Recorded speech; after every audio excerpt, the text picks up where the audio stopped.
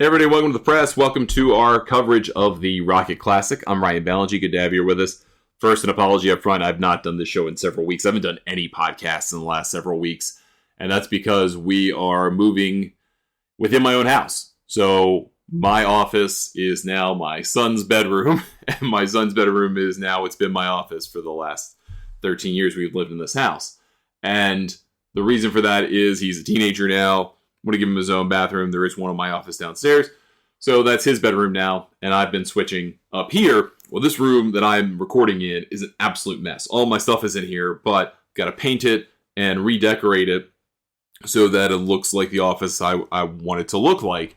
And was planning to do downstairs till we kind of came up with this plan to move everything. So it's been a mess. I've been on the road also much of the last 2 weeks. So a whole lot of things have not been conducive to doing this show.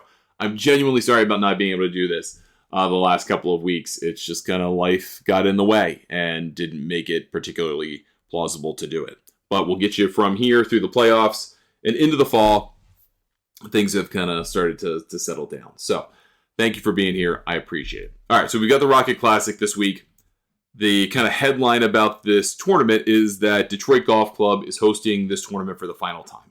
This is the last year for this tournament. Company called Sampo, Bahamian company that's an insurance firm.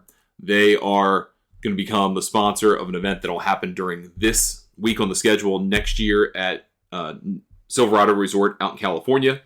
And this is the end of it, which is really unfortunate because Detroit Golf Club just underwent a really nice, well-received, at least by the players, renovation. So the course is different. It's par 70, 73, 28.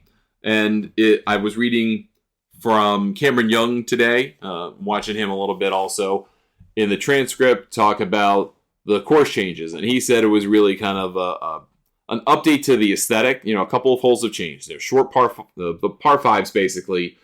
The gettable par fives are now par fours. And they're long par fours. So they've kind of taken 2 strokes away from the par to make it a par 70. And that's fine. You know, par is just a number. It doesn't really mean anything. But there have kind of been people who have talked about the change in the par and the change in the course layout and gone, well, it's going to play 2 to 3 strokes harder. Well, yeah, par went down. So if you make someone play a par 5 as a par 4, they are going to psychologically handle it a little bit differently, even though it is not quite the same hole, but they're, same ideas behind a lot of them. So I do find that kind of interesting, but don't expect... Basically, you're going to take 8 off of what you expect the score to be for the week, right? So if you look at the winning scores in this tournament and basically, going back to 2019, anywhere from 18 under to 26 under par won this tournament. Last year, 22 under got you in a playoff. Cam Davis won at 18 under the year before that. So, now all of a sudden, 8 strokes harder over the course of 4 rounds against par. Well, that's 14 under and 10 under, right? So it's going to seem weird at first. And I think ultimately it will probably play to that difference, not an extra stroke on top. So if you are looking at kind of winning score wagers, the winning score really isn't going to change that much. It's what it is against par. So if you're into those kinds of bets, just be cognizant of that. Again, there are now long par 4s instead of, you got a 505 yard par 4. You've got a 481 yard par 4. You got a 537 yard par 4. That, what was it? Used to be like the 313 challenge or whatever it is. That's gone out the window. So, but still, I think it's a very fair golf course. I think the players are going to like it. I don't think it's going to make it play that much more difficult, really. It just looks a little bit maybe more intimidating off the tee. The bunkers are in some better, more strategic places for the modern player. That said, these guys are really good, and they're still going to light it up. So I don't think you have to worry about that. I don't think that really changes your game plan a whole lot when thinking about who to play in this tournament. Okay, let's look at the market. We'll look at the top tier, and then we'll go into the model. So let's start with the top tier. This field is actually pretty good this week. I got to give the PGA Tour credit for this. This was, I don't know what the point of this field being good is. A lot of these guys are in great shape to, be in the playoffs or get in the top 50, but, they're here. And I think part of it was to send Rocket off a little bit with man, this is what you're missing out on, in a way. but also to maybe see if they can't go find another sponsor to come in 2028 and be the Detroit sponsor. So just that's me being cynical. If you want to listen to me being more analytical about the PGA Tour and stuff happening on the PGA Tour, check out my podcast, 2 Off the First. All right, so Cameron Young's the favorite, 11-1, the Open 12-1. Chris Goddard is 18-1. Xander Schauffele's 20-1. Then you got Siwoo Kim and Wyndham Clark on 22-1. Jackson Koiven is 23-1. That's insane. Russell Henley is 26. Pat Cantlay is 28. Don't bet him ever. Jake Knapp is 31. Going to leave him alone. Hideki Matsuyama is 32-1. JJ Spawn is 33-1, along with Ben Griffin. And then we'll get down to 50, and then we'll look at the model. Ryan Gerard's 40-1. Akshay Bhatia is 43-1. Ricky Fowler is 45-1. He's had some success here in the past. Nikolai Højgaard is also 45-1, along with Michael Thorbjornsen. And Harris English is 48-1. That's a pretty decent field. Even there is pretty good. Of these folks, and you'll get why in a second, I really like Chris Goddard, 18-1. I think this venue works for him. If you look at the guys who have won it, it's mostly guys who can just bang it around. You hit it almost with impunity around here. Obviously, I realize it's a little bit more difficult now, but I don't think it's that much more difficult. But look at the guys who have won here.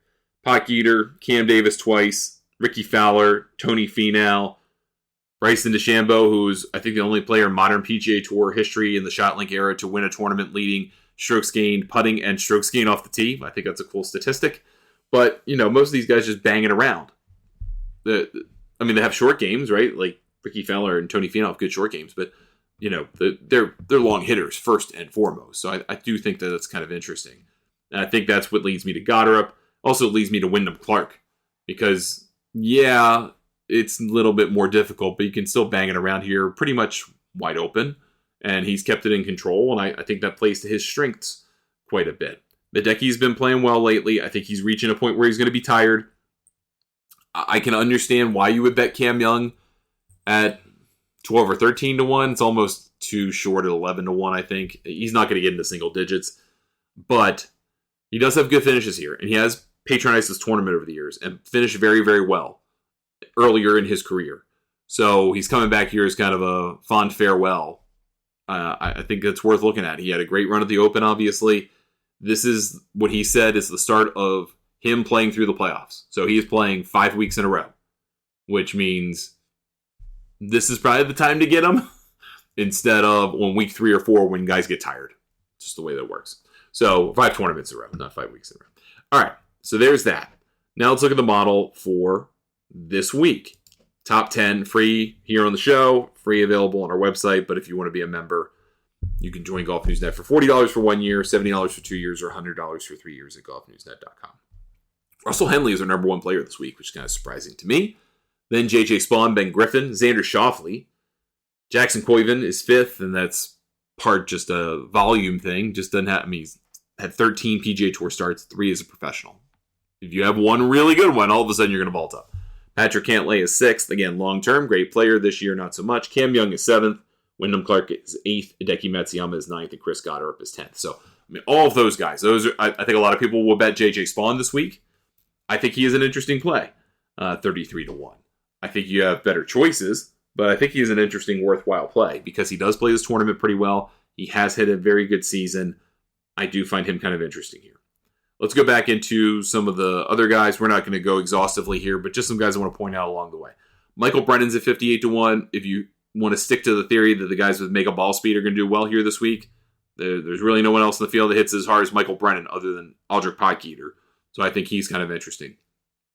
To the opposite end, to a degree, Davis Thompson just kind of lights up these Midwest tournaments, man, doesn't he? He loves John Deere, played well at the 3M last week. He is a Midwestern boy. And I think you can do very well here. I am going to look at Marco Penge at 78-1. I think this is a great week also to bet Corey Connors. I'm not going to bet Corey Connors, but Corey Connors has been playing well. He's got 2 top 15 finishes in his last 3 starts. Been playing some good golf and lining up pretty well for the playoffs. I like Marco Penge quite a bit. This is his first start in America since May. He took some time off to deal with an injury. He came back and played in Europe, and that's really where he's been since coming back because of playing on the DP World Tour is kind of a couple warm-up starts and checking some boxes there, but also the Scottish Open and the Open Championship. I do like, I think his game works very well for this golf course. I think he could do it sight unseen kind of thing. I'm very interested that Sungjae is 82-1. He played pretty well for a good chunk of the Open Championship. It's been a not so great year, but I feel like that's a little too deep. I mean, he's playing better than Jordan Spieth in my view the last few weeks, but Spieth gets more public money. Two guys I want to point out here. Ben Coles is 84-1. He is trying to save his life out there on the PGA Tour right now. Like he's trying to get in easily into the top 100. If a good couple weeks, maybe he gets into the top 70, gets into the playoffs. And I think it is very important to get in the playoffs this year compared to prior years, because if you're in the playoffs, you're in every regular season event. You're going to get in most of them anyway if you're in the top 100. But you give yourself a crack getting in the top 50. And a guy I'm going to talk about in a few seconds, Denny McCarthy, has been in the top 50 the last couple of years. He's very much in danger of falling out of it. Your life will get so much harder in 2027 if you can't play guaranteed in all the signature events, especially knowing what could be coming and the requirements that could be coming for a changing PGA Tour. It's going to be way easier to satisfy them if you were in all the signature events. So Ben Cole's kind of fighting for his life out there, doing a good job of it lately, really, but he can't close, so I'm not betting him. Ben James missed his first cut as a professional last week. I bet him. I had him in one and done. That was a disappointing thing, but he was like 50-1. 1 week later, one missed cut later, and a slightly better field later, he's 92-1. I think that's kind of interesting. The public just doesn't understand the guy yet. Johnny Kiefer, on the edge of the playoffs. He's like 76th. This seems like the kind of golf course he could like, but I would rather go look at, and I am biased, I would rather go look at Denny McCarthy at 105-1, who's played well he didn't play in the Open, so he had that off. So really, his last 2 times out have been very good, and gave himself a run at the 3M Open, which was a golf course I didn't really think fit him that well, but this one I think will fit him even better because there's not a ton of water in play at this golf course. He can kind of drive it all over the yard, which is what he does. I think this can work for him, so I think he's an interesting play. Scrolling down a little bit more, Emiliano Grillo had a great week last week. I have a buddy who I talk a lot of golf betting with, Chris, and he loves betting Grillo. And he's like, I think he's going to catch Koiven. I was like, he can't close. And he didn't close that well. He closed well enough, but not to win in that situation. We'll see what happens this week. Let's see. Sudarshan Yalamaraju I love, but I don't think this is a week for him. Chris Kirk's going to be someone I think a few people will bet. He is a horse for course play here. We'll get into that a little bit later on. He's 145-1. 150-1, depending on where you look, I suppose. This is odds checker, so this is kind of an amalgamation of things. But, 145-1 almost makes it worth it. He's been cashing fairly consistently over the last 5 tournaments, but they're nothing that screams like a breakout. But this is, of course, he likes. So I think there will be some people who take him up on it this week. Taylor Pendrith's probably going to get some action. Chris Kirk is a better play in terms of recent consistency.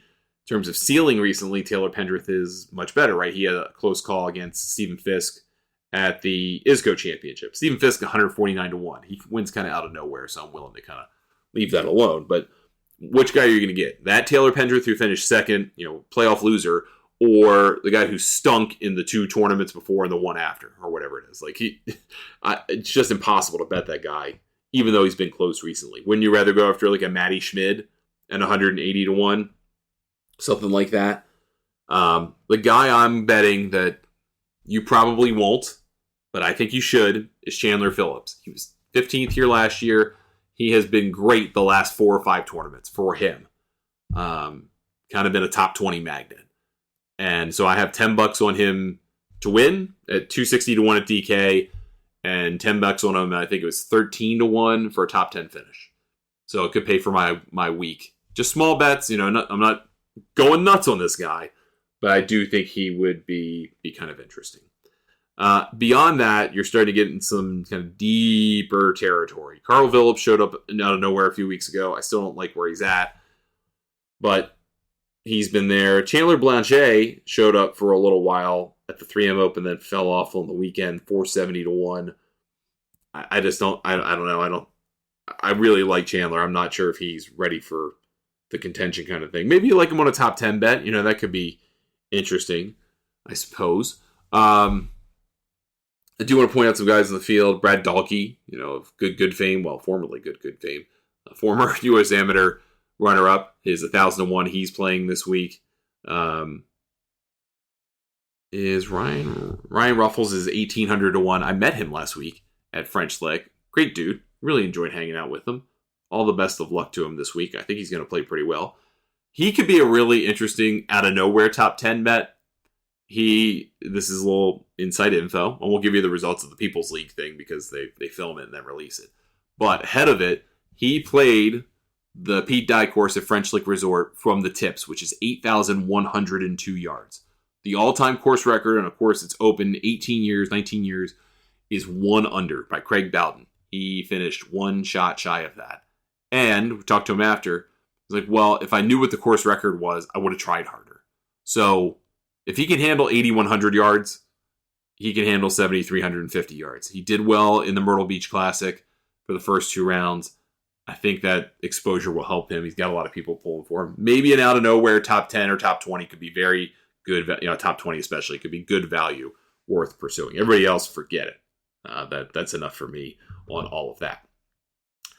Just some guys to point out, the kind of horse for course guys. So here are the guys who have finished in the top 15 multiple rounds or multiple times the last 5 years. Cam Davis won it twice and won top 15. Steven Yeager, not playing particularly well. Chris Kirk, 3 of them. Taylor Moore, 3 of them. Again, not playing well. Taylor Pendrith, 2 of them. And that would be your one reason to go bet Taylor Pendrith. Second place in a place he likes. JJ Spawn and Cam Young both have multiple top 15 finishes. Again, earlier in their this tournament's existence. Then here are the players in the field who have multiple top 15 finishes in the last 5. Well, technically 6 because there's an Oppo. Well, really 7. There's 2 Oppos. Event played. Zach Blair, who did get in as an alt. T9 at the John Deere, T13 at the 3M Open. Playing pretty well. He's had a pretty successful year, to be honest. He's been playing okay on the Korn Ferry Tour.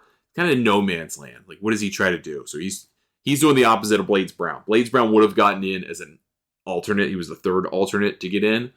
He decided to withdraw from the alternate list so he could go play on the Korn Ferry Tour because he's like 12th in the point standings, even though he had a good week.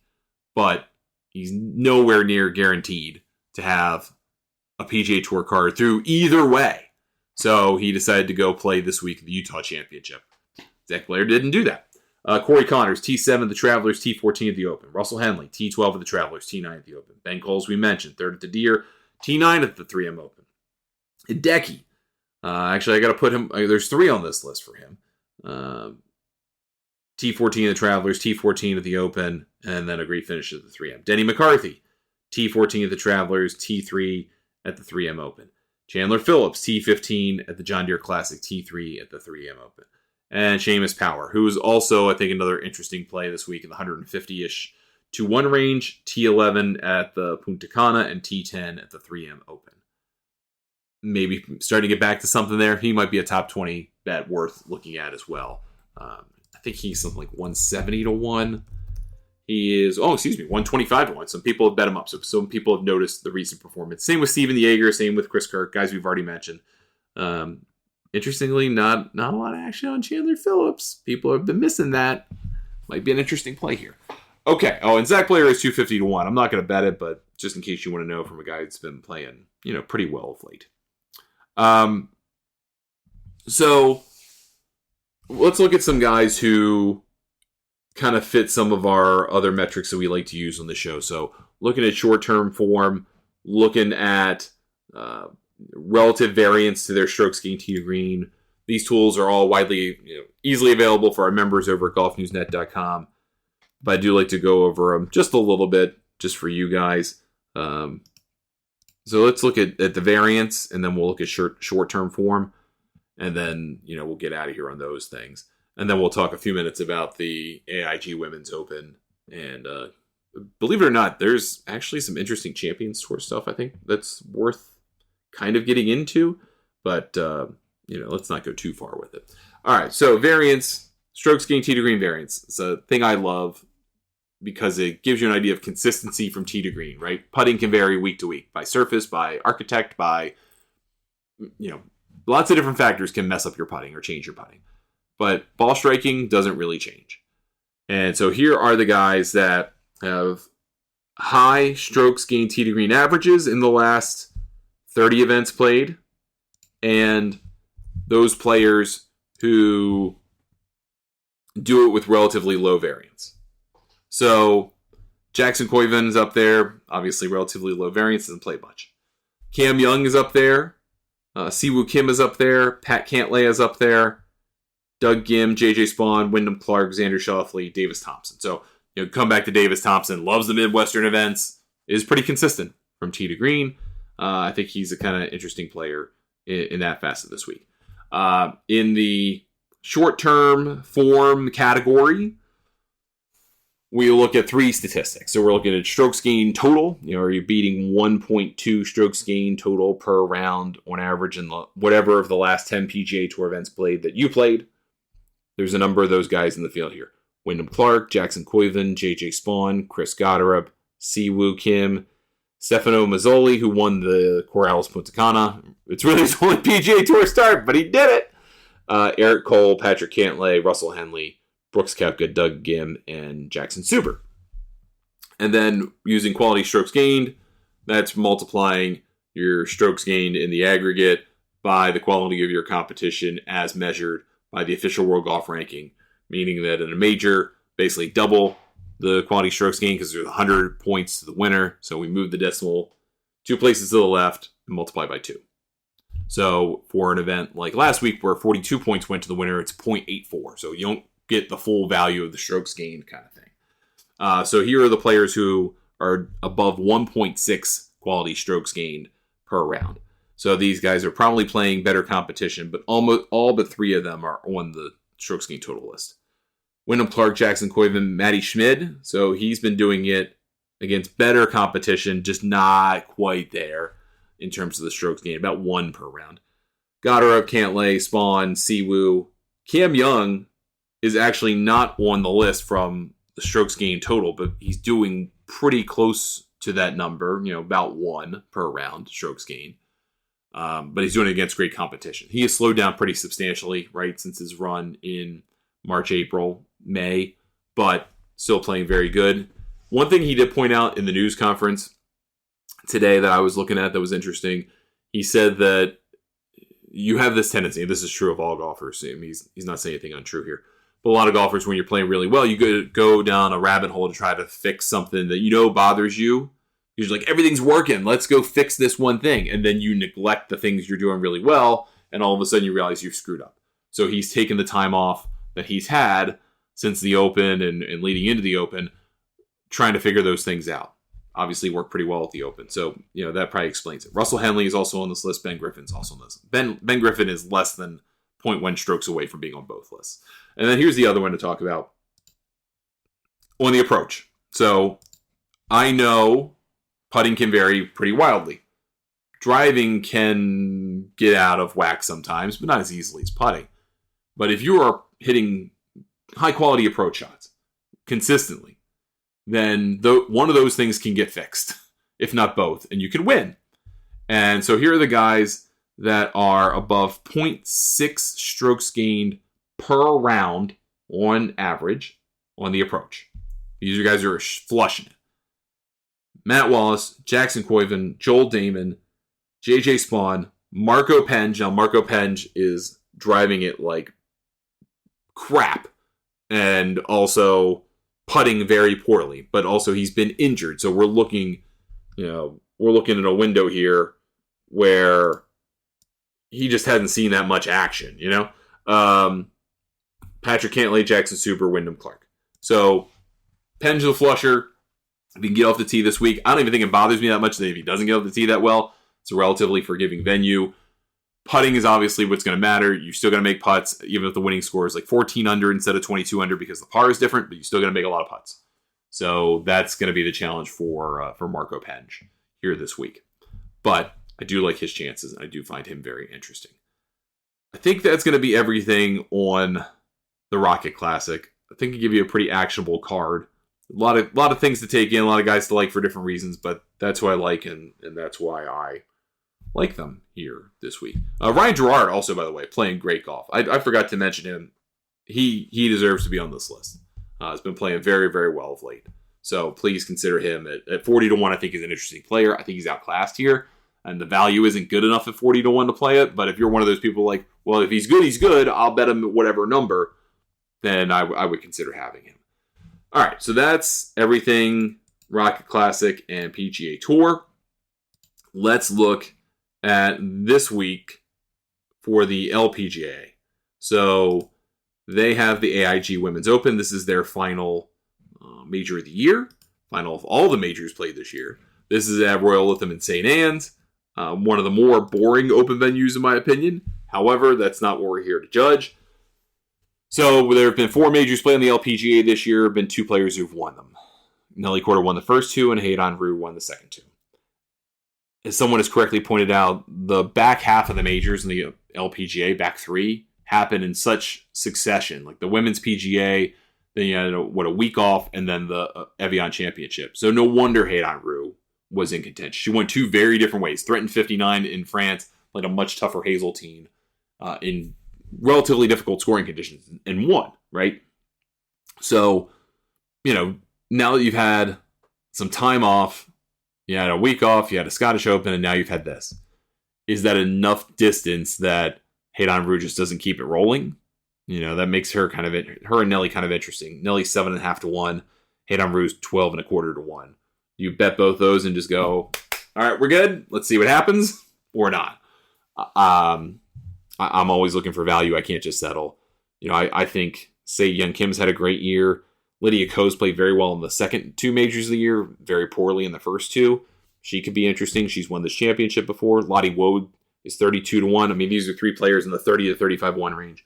I think are very, very interesting at this price. Lottie Woad's playing a home nation event. She has had a very good year. She contended at the Evian Championship for the second year running. I don't know if it's the golf course or time of year or what, but I do think she's a threat to win here. Ina Yoon's had a very nice summer. She played very well at the Women's PGA and came up short. She got to a pretty sizable lead, just couldn't hang on.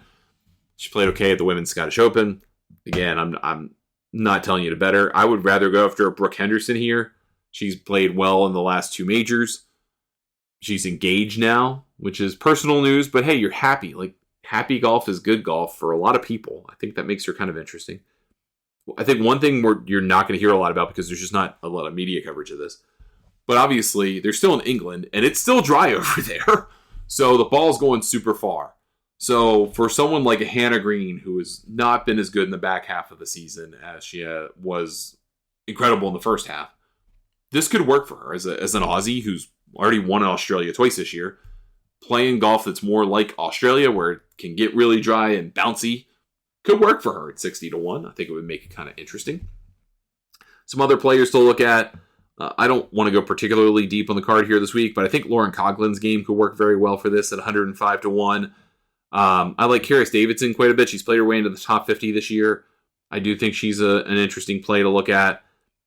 If you want to try to make the leap of faith like we did at the Open, between playing well the week before and the Scottish Open and playing well at the Open, if you want to do that here, then you would look at Erica Hara, who had a very, very nice week. She's a rookie on the LPGA, but she played very well at the Scottish Open. She could be kind of interesting. You would also look at Alim Kim, who's had a very nice year. She's like 35 to 1, but I think her play is a little too erratic for me to kind of bet at that price. But Erica Hara, maybe worth betting at this price. And then I think a number of people are going to bet Leona Maguire this week at 210 to 1 in odds checker. She was T8 last week at the Scottish Open. She missed the cut of the Evian Championship, T53 at the Women's PGA, and missed the cut at the Meyer LPGA. So that's why she's 210 to 1. But if you're just taking a hunch that she's going to convert from last week to this week, that might be your other player to go look at that's at a favorable price to do so. All right, Utah Championship, Korn Ferry Tour. I don't know what's going on with the odds because Zach Blair is not in the field. He's in the PGA Tour field, and they have him at 12-1 here. So that's going to change. Blades Brown is in the field. He's 13-1. Tommy Morrison won last week. This dude's like 6'7", 6'6", 6'7". Enormous human being. One of his fourth pro start. He's going to the PGA Tour. He could be interesting at 13-1. He's going to be really hard to stop. He just hits the shit out the ball. Ross Steelman made a hole-in-one on a par 4 last week and didn't win. He won the week prior. Having a really nice run, but the 6th par 4 hole-in-one in Korn Ferry Tour history on a 352-yard hole. That's unbelievable. 17-1. He's been playing great. Thomas Rosenmueller's been playing well, continues to play well. He's 28-1. I think you got to go with these guys that are kind of in the zone at this point. These are the guys who have been playing well. This tour, I feel like more than almost any other in the world, is a momentum tour. So something to consider, something to look at here. But just a couple of plays for that tournament. Then Champions Tour, they are in Portugal for the first time, which is a nice little stopover for them. They just had the Senior Open. They are at the Portugal Invitational in Vilamoral. I'm probably saying that wrong, and I'm terribly sorry about that. But some guys to consider. Two guys to consider, I'll say. Ernie Els is 18-1. He's the course architect. You would think he would know this better than everybody. And Steve Alker is 20-1. I would also look at Miguel Angel Jimenez. Had a very nice week at the Senior Open, playing on the Iberian Peninsula. I know he's from Spain. This is in Portugal, but that's pretty darn close, right next to one another. So those three guys are probably worth a little look-see. All right, I think that's everything this week. I think it covers it all. So plenty of actionable stuff to look at. If you have any questions for me, you can email me, ryan@thegolfnewsnet.com. Of course, you can join Golf News Net for $40 for 1 year, $70 for 2 years, or $100 for 3 years at golfnewsnet.com. We're happy to have you get access to all of our tools and information. You can contact me anytime with your questions. I will, if I'm asleep, I won't get back to you that quickly. But otherwise, I will try to get back to you as soon as possible. Then next week, we have the final regular season event of the PGA Tour season, the Wyndham Championship in North Carolina, which we'll happily go over and get ready for. And, everything else that comes with that. The Live Golf League will be playing at Trump National Bedminster. I think it's still one more week off for the DP World Tour, which is a shame. Then they'll come back the week after that.